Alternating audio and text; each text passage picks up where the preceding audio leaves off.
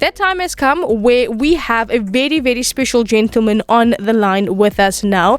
And he's a man with many titles, a man with a passion for sport, and he is now leading South Africa's very own blind soccer team to compete in Russia. Now, the CEO and founder of Corinthians Africa, Mlungisi Jack Msibi, had always placed the community first, and with their support through occasional donations, Msibi had been able to get as many children as possible to be constructively occupied instead of just idling around. And making history, his appointment as national blind soccer coach, he has helped pave the way for these very youth from disadvantaged communities to see the world. Now, CEO and founder of Corinthians Africa, Mlungisi Jack Msibi, joins us now.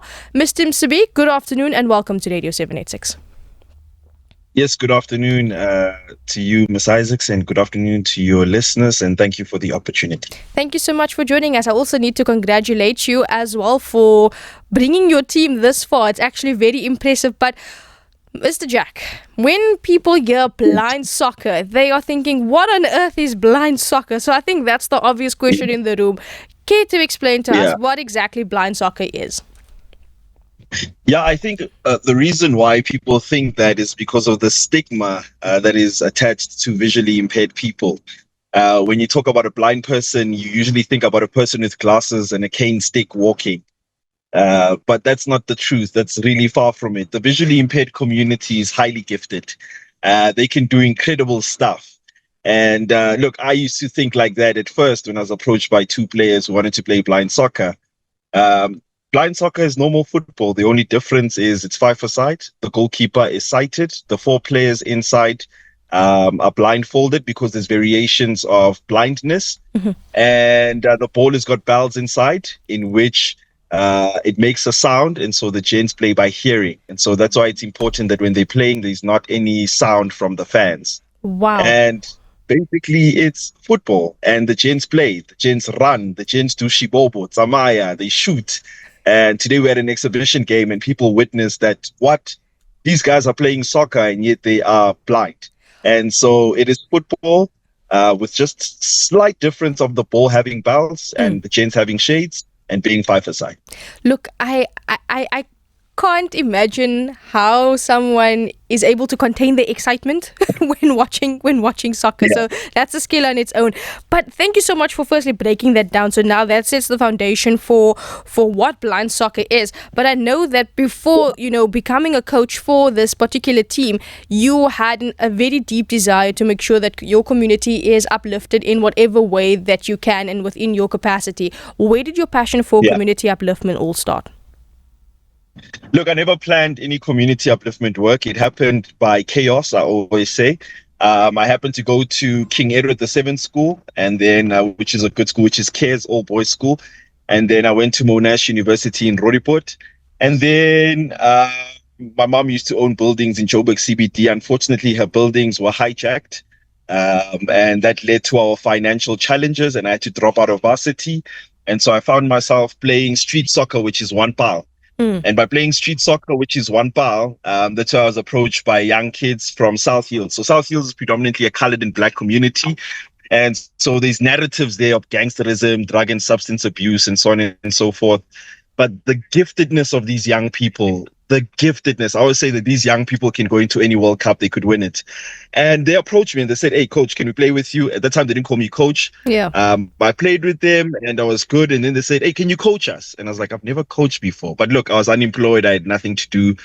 So the following day they came, they brought other players. We went to a park, opened in prayer, ran a session.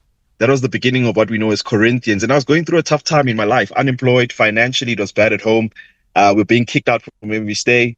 But I had this passion for these kids. And what I noticed is that there was such a giftedness, but a brokenness. And I just had this thing to really journey with them. So I'd visit them in their homes. I would meet their parents, their families, and understand where they come from.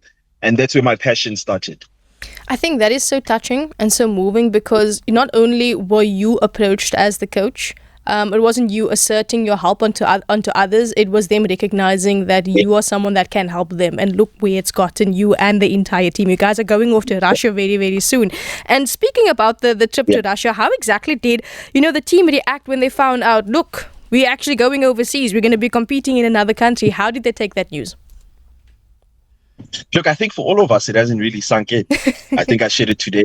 Serbia was there. It still hasn't sunk in. I think it will only sink in once we land on Russia. I think for the whole blind community all over the country, I shared today that I was getting calls from kids in Limpopo saying they want to go to Russia.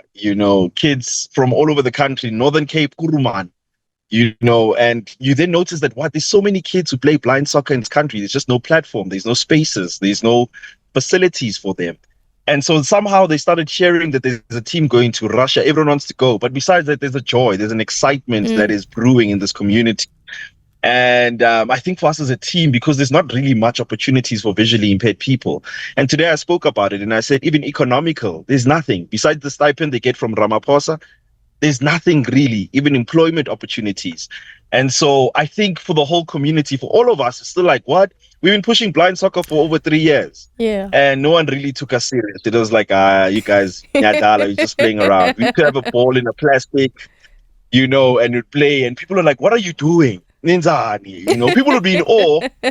But it really took time for people to register because it's almost like non-existent in South Africa completely. UCT tried. I think COVID came and they just paused, So, yeah, for us, we all in awe. We're in shock. We're going to Russia. We're representing the country. To represent South Africa is the highest honor that anyone can ever take on to represent their country. Imagine more a community that feels not only marginalized but forgotten. And I think this it sparks at hope. And you see this a lot in communities where socioeconomic circumstances are really bad. And you see this doom and gloom mindset that is still stuck in many, many people's minds. And unfortunately, you still get adults that, pass on this mindset to other young people. Yet you have these very youngsters, such as yourself, breaking these particular narratives. Now, lastly, and very quickly, Jack, what message do you have to those who may have a disability, but they still want to reach new heights? I mean, you and the team are perfect examples thereof. Myself, I don't have a disability per se. However, by the two kids that have approached me, I'm convicted to fight, to advocate for the visually impaired community. One of the things I shared is, yes, I am the coach, and I see myself as John the Baptist who's making the way. We would like to have a blind coach leading the visually impaired kids. The visually impaired community has been really a forgotten community for a long time. And I'm not here to make promises, but I'm here to say that the time is now here. And the time of knocking is over. The time of asking is over. It's time we kick down doors. That which rightfully belongs to the visually impaired community must go to the visually impaired community. They can do whatever we sold normal-bodied people can do. In fact, I think they can do it even better. Yeah. We are the ones who are having impediments. A person who's visually impaired has better hearing than us, better smell, better taste, better movement, better functionality in so many ways, And so I think how society sees them, we really need to start raising more awareness and start seeing them as we see each other, that they're not just people with a disability, but people who can do what we can do, if not better. Indeed. And so my message to the visually impaired community or people with disabilities is that this is your time, this is your season. And that if the doors are not opening, kick it down. If the systems are not agreeing to it, then you create the systems. But do not give in and do not give up. There you have it. Jack, thank you very much for speaking to us here on the program. CEO and founder of Corinthians Africa, Mlungisi Jack Msibi. And wow, what an amazing young man. And hopefully we can do a follow-up interview when you and the team return from Russia. But thank you so much for the time and all of the very best. As always, the Samba team will be rooting for you and everyone on your trip to Russia.